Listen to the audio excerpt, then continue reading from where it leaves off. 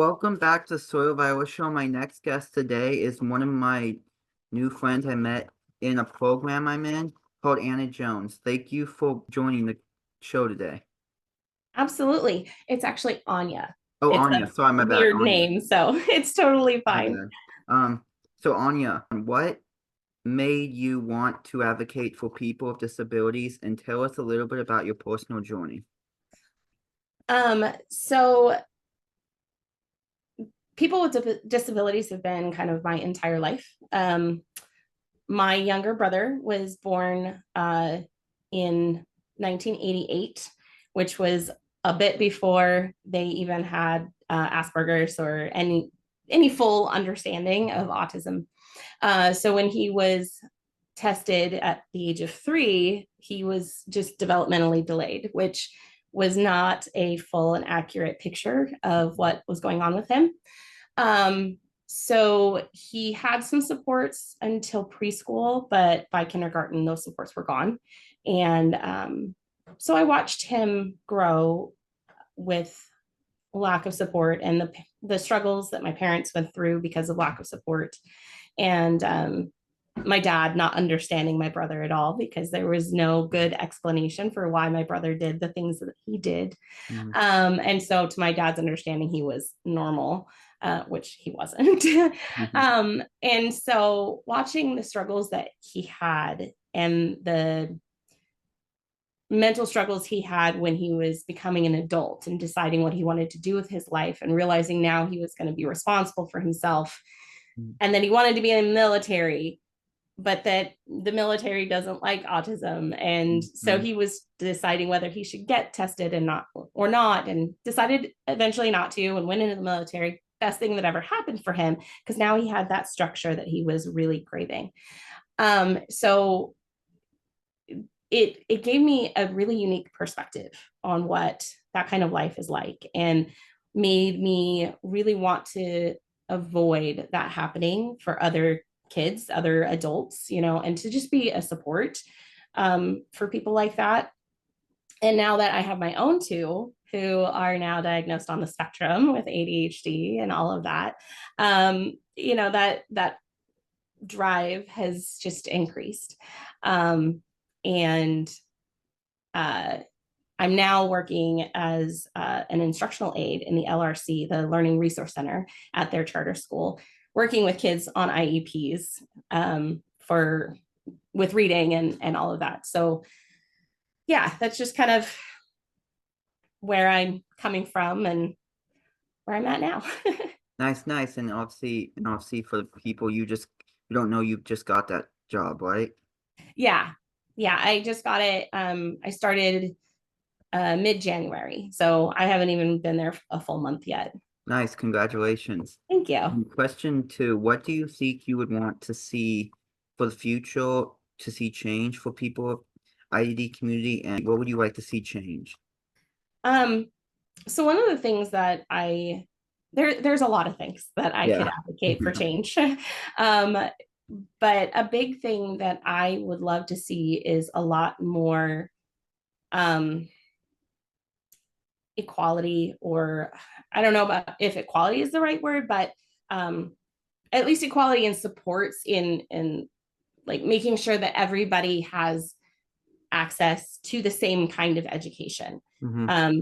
Not the same access, because there are certain people who have, because of developmental or intellectual disabilities, higher barriers to reaching that education goal.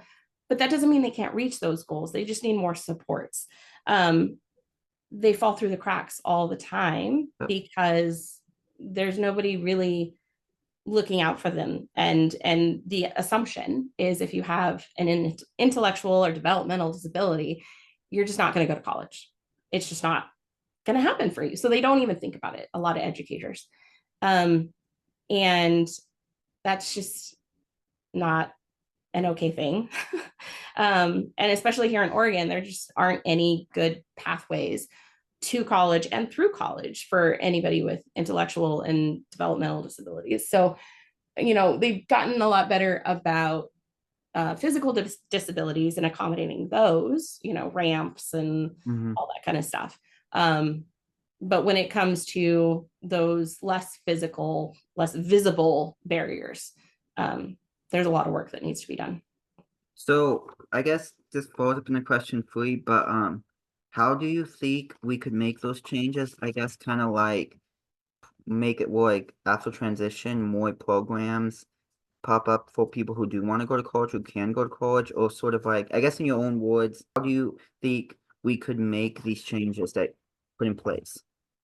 Well, I think one thing, a big thing that's really relevant, at least in my district right now, is when there are budget cuts, Mm-hmm. those cuts tend to come from the special education programs, which means less special education teachers, less IAs, instead of increasing them, which is what we actually need. And, even if we need more focus on inclusion, and not just Yep. inclusion, but like integration. Mm-hmm. Those with intellectual and developmental disabilities need to be fully integrated within the classroom. And that's something that every Gen Ed teacher can learn to do, but they're not taught to do that right now. Yep. So teaching Gen Ed, general education teachers, how to support individuals with those disabilities, and then putting more funding towards the supports that are necessary for these individuals to access education.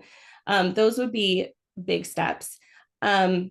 Me personally, I've stepped into a role in my kids' school to help with that particular department. And I'm working with an action group that you and I are both part of to try to help build some of these pathways in Oregon, figure out what's happened in other states that's worked, and how we can implement those sorts of things here in Oregon and get those things funded more on the state side versus federally, because it's harder to maintain federal Mm-hmm. funding. So just a couple ways that it can be done. Do you think that maybe kind of follow-up question that maybe this state kind of like don't really know that okay, this is kind of needed, or do you think, I guess, do you think they kind of like we need to get more advocates kind of like, hey, this is kind of what needs to be done and put in front of them, or Yeah, definitely. um I think, well, I'm sure you've heard the term the squeaky wheel gets the grease. Mhm. So there's been a lot of, I can't access this because I can't physically get there or whatever. Um, but those with intellectual and developmental disabilities often need people with voices that the general public can hear, um, that can advocate for them, because they have voices, but sometimes they can't use their own voice. And they might not even be able to access a talking device because their body physically won't do it, like with cerebral palsy, um, things like that. So being able to be that voice for these individuals that want to access college, but they don't know how, and they Mhm. don't even know that it's an option for them. I think that's a big part of it. So yeah, we definitely need the individuals themselves to be able to show that, hey, this is something I want. And then those advocates to be that voice to help support them in saying, hey, this is what I want. Because I really don't think that the general population has any understanding that those with intellectual disabilities, that doesn't mean they aren't smart. It doesn't mean they aren't capable of going to college and becoming very successful in whatever career they choose. It simply means that they have barriers to getting there. And yeah, so we just need to make that obvious that, hey, there's barriers and we need to remove those because it's not fair.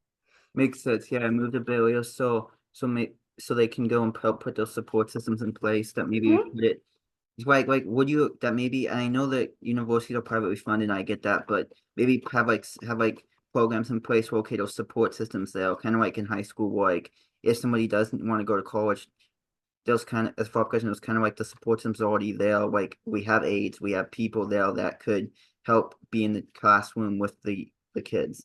Absolutely. And as far as I'm aware, if there are any programs like that here in the US, I'm not aware of where they are. There's not many of them, is basically what I'm saying. And they're not well known. So it's not clear whether or not they're successful. um, to the general public at least. And but yeah, I think it should be a combination of having paid support staff and integrating the rest of the college community in with helping in those areas. So when a freshman, a gen ed freshman, shows up on a new college campus, usually there's other upperclassmen, other students that will show them around, help orientate them, kind of be like a little bit of a mentor for them for the first semester or whatever. And that's definitely something that can be done for the IDD population as well, the disability population. It really doesn't have to be brand new. Like, it doesn't have to be brand new thoughts. It just needs to be opened to, like, get the general public to understand that these people aren't different. Like, they're not a different creature. They're just people who have other barriers. And like, they have the same wants and needs and desires that the rest of the population does. So there's no reason why we should be afraid to support them as, just friends, So That's when I think we live in a great society where I think people, once they come on campus, I think people would be nice enough. I think we could, while the upperclassmen would be like, hey, follow me to like, and I think that would be kind of great. Yeah. yeah, So question 4, if you could design, and I know it's kind of causing question 3, but question 4, if you could design a perfect system, what would it look like? it would look like a society that values everyone, not based on ability or disability, based on color or gender or identification or whatever, but just accepts and that everybody is a little bit different, and those differences are important and helpful. And everybody has some area where they excel, right? So the individual who's sitting over there and their body doesn't move the way that they want it to, that doesn't mean they can't be a smiling face. It doesn't mean that they can't be a friend or a motivator. It doesn't mean that they aren't fully there on the inside either. Just because their body doesn't work doesn't mean their mind isn't fully engaged. So can you imagine? You probably can, but the rest of the people watching, can you imagine having a body that will not cooperate with you, but you're the same person on the inside? Like, your brain is there and you hear everything and you comprehend everything and you have things you want to respond with, but your body just won't let you. A lot of people just see that body and they dismiss the mind inside. So I think having a society that understands we're all different, but in a good way, and then supports that from the time they're little all the way up through college and into adulthood, I think that would be the perfect system. It kind of sounds like a utopia to me, and a bit of a ways off, but that would be the perfect system to me. Nice. I can understand because sometimes it's hard trying to get thoughts from because my brain takes probably a second due to my disability to say it. So it's like, I'll try, like in the class, I'll try to say something. It's like, oh wait, it takes longer than I expect. It's like, so I understand. Yeah, people they just sometimes see the body and they don't sort of, like you said, like they kind of like, sadly in this world, people judge a book by its cover, and we need to get away from that, and hopefully we can in the future. But yeah. So question 5, is there anything else you would like us to know? Oh, just that